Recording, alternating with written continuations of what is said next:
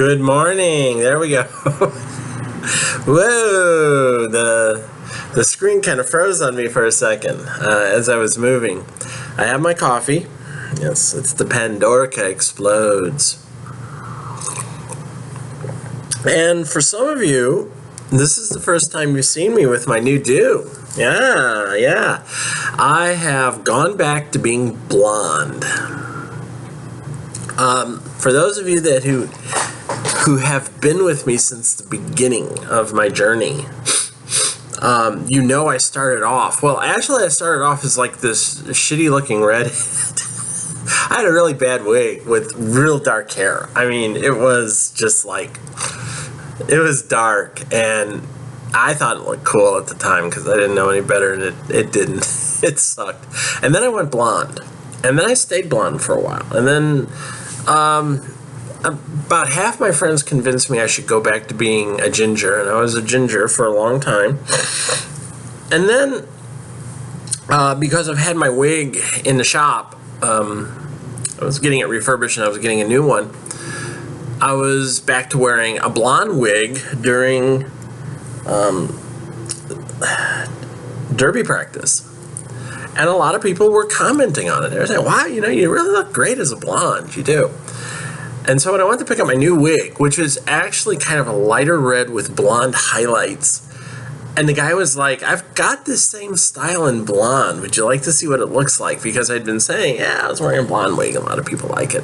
And he put this wig on me. And I was like, whoa, yeah. I like it, you know. I really do like it. So he said, I'll hold on to the other wig, you know, and when it gets winter time and you want something a little darker, you can go with that. And I was like, okay. So I'm back to being blonde, and I don't know, maybe I'll stay blonde. I don't know, you know, somebody told me, well, blondes have more fun. All I know is I haven't had a girlfriend in 4 years. And I've been out here in Pennsylvania, and it doesn't seem to matter if I'm blonde or ginger.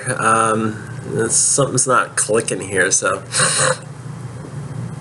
But I'm going to stay blonde for a while and see how it works. And I do like it, and I've gotten a lot of compliments. A lot of people have said they really do like my hair now, that it looks great. So we'll see. So it has been a crazy week. I've had 3 nights of practice, including one that I have yet to blog about. I'm probably going to edit the footage this afternoon after I get done getting a mani-pedi. I'm going to edit the footage this afternoon, and I may actually get that post out tonight. If I don't get it out tonight, I'll get it out tomorrow. Yeah, I had a soul-crushing moment, just ego stomping during one of the practices, and got to talk about it. It was bad. At the same time, writing-wise, someone else is out. I started on Sunday publishing the excerpts from the first scene of chapter 17, the new girl at school, and the involuntary transition, as we've been calling it, is done. Carrie woke up, had to go to the bathroom, couldn't get into the boys' bathroom for obvious reasons, which weren't obvious to him at first, and he had to go into the girls' bathroom where she had to relieve herself, and it's been one thing after another. Carrie has seen what she looks like now. She's hooked up with Annie. She woke her up. Annie almost popped an electrical attack in her face. You have to love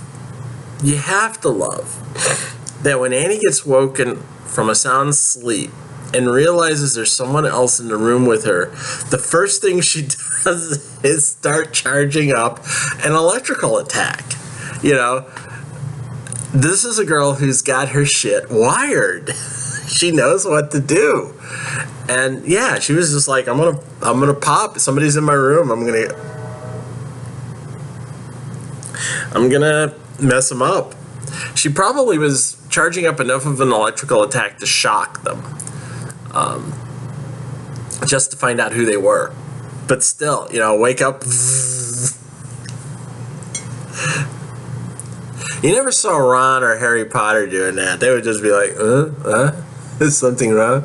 Wait a minute, let me get my glasses.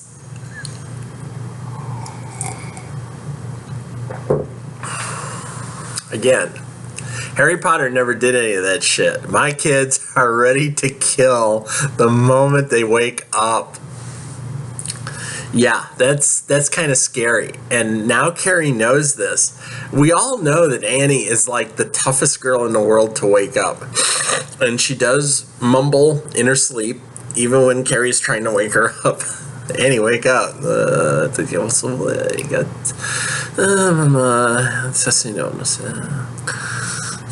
Yeah, she just... I love that about her, that she has this little idiosyncrasy that it's hard to wake her up. She has to wake up on her own. And she mumbles in her sleep when you're trying to wake her up. Like, leave me alone, mama. I'm sleeping. Which means there's a part of her brain that knows she's sound asleep and someone is screwing with her. And her brain is saying, leave me alone. I'm trying to sleep.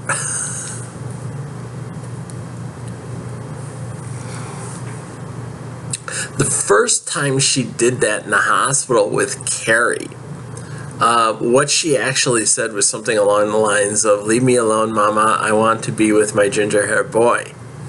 Which, in the history that was developed for Annie, it was something that Annie would actually say when she was a kid. When she would be taking a nap in the afternoon and she would hook up with Carrie, or if she was sleeping at night or sleeping in the morning and she would hook up with Carrie, and if her mom tried to wake her up, it would be like, she would know it, and she would, I'm with my ginger hair boy, leave me alone, mama. That's where that all actually originated from, that Annie was dreamwalking with Carrie and did not want to be awoken. So, there you go. It's a habit that Annie has. Nowadays, Mama Karolovi just lets Annie wake up on her own. And now that they've gotten used to the schedule at school, waking up at 5 o'clock in the morning is not a big deal. These kids are early risers. Sleeping in for them is probably like sleeping until 6 a.m. I actually slept in a little bit today. I did not wake up until after 7 o'clock. Part of that, however, was due to the fact that I woke up at about 2:30 with this intense pain right here in my elbow.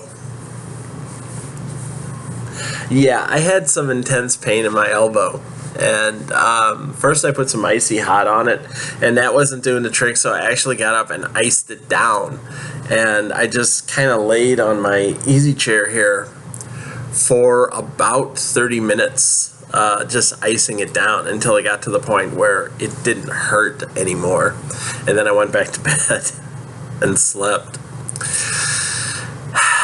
Aches and pains, I have them. And I know where I'm getting them from. I actually posted a picture on my website the other day. It's not there as much anymore, but Wednesday night we were practicing scrimmaging, and I caught the Velcro from someone's wrist guard right across my face here. And I had like a Velcro burn right down the side of my face. It looked almost like somebody had scratched me, but it was someone had caught the side of my face with Velcro. You get those that's a particular type of derby kiss, Velcro burns. And I also have a bruise on the inside of my left knee where I was trying to get around somebody the other night during practice, and I hooked their skate. And as they went down, their skate hooked the inside of my left thigh, of my left knee, and just kind of like raked up. I was like, oh God, that hurt. I did. I laid on the ground. I was like, oh man. The coach is going, you all right? Oh, Grace hooked me with her skate. It hurts. They were like, go sit down for a bit. Let it wear off. Oh, yeah, it was painful. So, yeah. So what happens next with Carrie? Well, as I said, if you look at the scene that I'll probably start writing tonight, likely while I'm editing video footage, because I have to do conversions and then uploads and all that shit. I'll start writing on the next scene, which is called ICU. And it actually has two meanings to it. And I hate to say this, but I kind of ripped this off from Breaking Bad, which also had an episode called ICU. And it had a double meaning. It was the episode where they brought in Walter's brother-in-law, who had been shot by a couple of cartel dudes from Mexico, and he had killed one and then grievously injured the other guy by pinning him between a car with his truck, and the guy had to have his legs amputated. And what ended up happening was Hank was put into ICU because he was shot. But they went up to see the other guy who had done the shooting, one of the Salamanca, I think they were Salamacas, yeah, cousins. They were twins, and he saw Walter White looking in on him, and he crawled out of bed trying to get him. So I see you. So what's going to happen here is Carrie and Annie, or Annie and Carrie. I'm trying to see which one should go first now because they're both girls. Usually I always say Annie and Carrie because girls go first. It's not an alphabetical thing. It's, if you notice, I always try to put the girl's name first. Always. So it's always like Emma and Carrie. Still, you can say it's alphabetical, but it's not.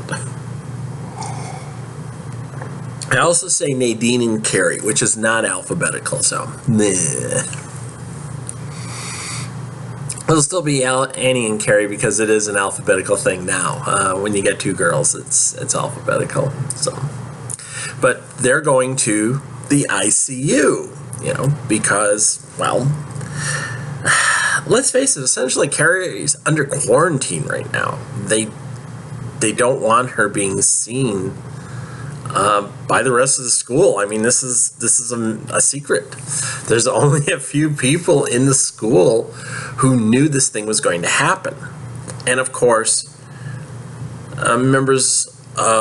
Coraline's going to show up naturally. She has to, and maybe a couple of other people will show up too because they want to see Carrie. I see you. And there's something else that's actually going to happen in this scene, and it relates back to a quick scene in the book trailer where it looked like Annie was doing something to solidify the air. Yeah, that'll actually happen in this scene. I won't tell you what it is, but it's going to be interesting. So this whole process is ongoing. There are 3 chapters, 17, 18, and 19, that deal with what happens on this day. And there are 3 scenes per chapter. The first chapter really has to do with what is actually going on. How are we dealing with this? The middle chapter deals with what happens, medical wise, Carrie's got to have an examination. There's going to be a written questionnaire that has to be filled out. They will discuss actions that need to be taken. And then the last part deals with the aftermath, the end of this ordeal. What's actually happening. This is probably, I've had a few parts that took place on an entire day. Day of the Dead was like that. When Carrie had to finally go through his last dream to get this show rolling, that was pretty much one entire part. And this is another one. And a couple of others that we'll have in the future will be, there will be two parts. One will be the chapters that will revolve around Annie going off on her, Annie going off on her little adventure. Actually, I think those chapters will have to remember. No, there's actually going to be separate chapters. I think I have to get that part finalized out. But Annie's adventure with the Guardians is probably going to end up being a couple of chapters within one part, and then Carrie's Polar Express is probably going to be a couple of chapters in one part. And there's some interesting things that will happen there as well. So all the things I have to do. Yeah, this is such an interesting thing. And now that I've actually gotten to the point where I'm writing about Carrie's transition, I can actually think about what's going to happen further on in the book. And one part also will likely deal with Carrie going to Pampirofo, which he hasn't told his bitch mother about, and likely won't. He was pretty adamant about the fact that he's not going to tell his mom where he's spending Christmas. It's none of her damn business, bitch. But that's one of the things that I'm going to have to deal with later in the book, probably more in Act 3, is what is Carrie going to do about what looks like an estrangement between him and his family. What sort of action is he going to take? I can tell you that the action Carrie takes, and I'm mostly saying he, because Carrie's not going to be flaunting a lot of the female self of him. Right now, she's a girl, and she's going to stay a girl for the day, more or less, for however long it takes to get her changed back to he. But for the rest of the time, Carrie's going to likely remain a he and have to deal with that shit. That'll actually be part of the book, too, is how is Carrie coping with the fact that he now has a gender fluid identity? How does he cope with that? How does she cope with that? And how they handle the situation with Carrie's family is actually going to set up quite nicely. It's going to set up how the fourth book starts.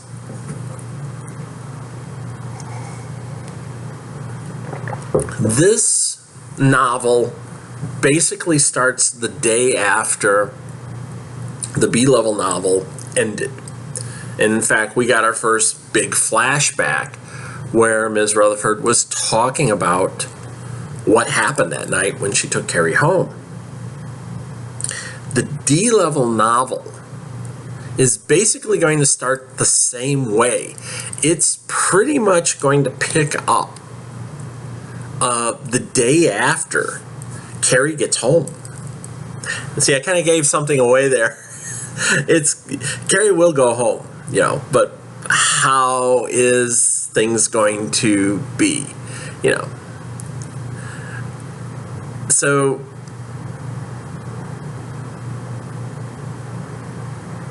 the D-level novel will pick up the day after Carrie returns from school. He will go home. It may not be a good homecoming. It's liable to be a bit strange, but he will go home. I kind of gave that away, so now you have something to look forward to. The real question remains, Carrie may go home at the end of his sea levels, but how long will he stay home? Will he stay home? Will he suffer through all the bullshit like he did during the summer between his B and C levels? Or will Carrie say fuck it and press that panic button? You know, that's really what's going to get everything set up in the D-level novel. How his return is handled is going to set up a lot of what happens in the beginning of the next novel. So, there you go. There's so much to do. There's just like a lot of craziness. And we'll deal with it. It's actually getting to be kind of fun again to write. Even though I find excuses to not write. I mean, I wrote 3,000 words in 5 days. Literally almost 3,000 words in 5 days. Which is not too bad. I mean, let me get out my handy calculator here because I can no longer do sums in my head. But I wrote 2944 words in basically 5 days. And that's 588 words a day. Actually, let me bring up the document here so I can actually get it a little bit. And you have to remember, one of the things I'm going to point out here as soon as my Word document comes up. It's not a Word document, it's my Schrödinger project. Come on, come on. My computer is running real slow for some reason this morning. It's driving me nuts. Hey. Oh, here it goes. Boom. There we go. So, I take that back. I actually wrote 2944 words in 6 days. So I was writing 490 words a day, or about 500 words a day. The most I wrote at any one time was on the 21st, where I wrote 633 words. Some of this was written before I went to practice. And the last thing that was written on the 23rd, which was 3 days ago, which was Wednesday, I also wrote that before I went to practice. So the 21st, the 22nd, and the 23rd was all written before I took off to go to skating practice. It was actually after I woke up from a nap, and I said, okay, I gotta write some, and I did. And, you know, that's how it works.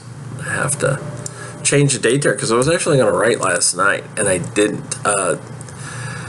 And the reason I didn't write last night is because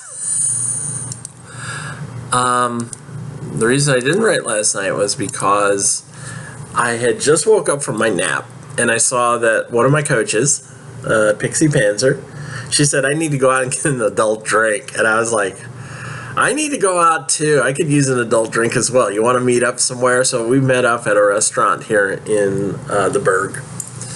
And we were hanging together from about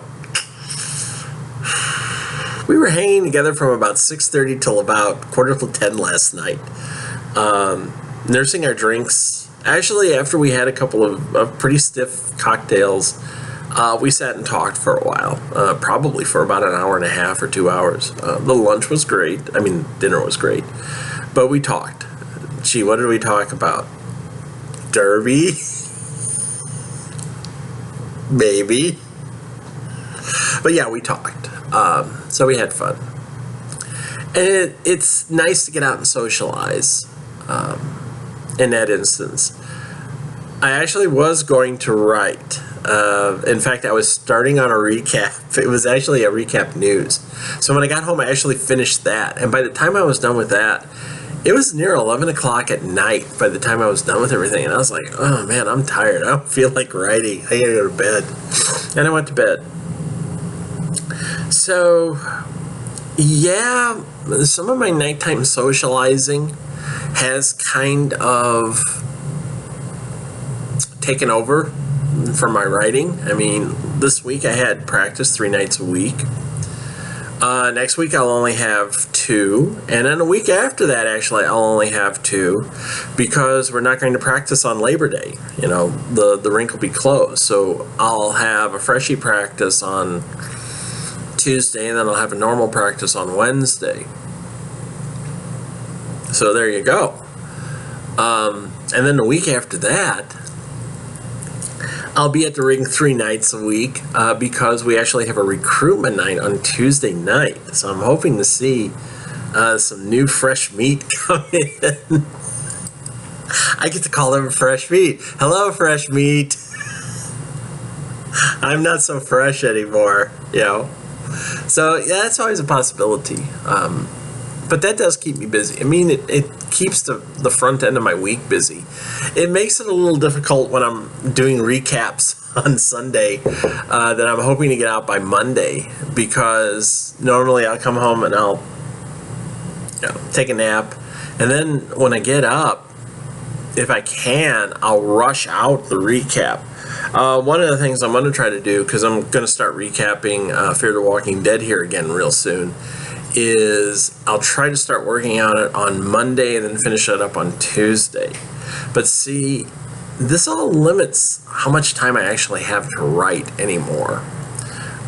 Because when I get home from practice, it's like 11 o'clock at night. I don't feel like writing. I'll usually write a recap of what I'm doing, what I did during practice, but, you know, shit. I don't, it's hard to write. So the writing has suffered a little bit because I have so much going on.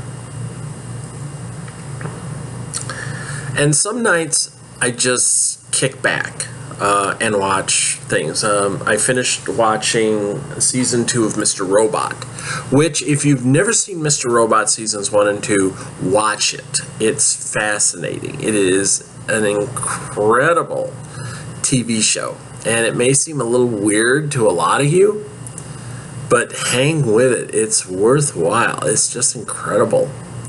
I love it. And also, they show hacking, the way hacking actually works. That's one of the things I love about it also, is that the guy who did it said he just got fed up with all these bullshit hacker movies where, like one of the most notorious is the I'm hacking the FBI while I'm getting a blowjob scene in Swordfish. And they make it look like all I got to do is start pounding on a keyboard and I get in. They actually do show hacking in Mr. Robot, the way you actually hack. And it's not always easy. In fact, there's one thing where Elliot is trying to locate someone, and the way he hacks the system is not what you would expect. It's really kind of inventive, and he's telling you right down the line exactly what he's doing the whole time. So now season 3 is coming out, and season 3 is looking really dark, and I'll have to wait for it to come out on Amazon. So I'm looking forward to that. One of my shows, Mr. Robot. Watch it. It's great. 24 episodes so far, so have a great time. Plus, there's a woman in there who I wish I could dress like her, because she is so nonchalantly gothic. I wish I could carry that off. She just is so cool. I like it. So I've rambled on for almost 30 minutes here, and I think I'm done rambling. So I'll tell you what, as we're coming up here on the end, I hope you have a good day. Don't worry, I won't. I'm trying not to embarrass anybody by the things Carrie's having to do. Ready? Okay, take care. Bye.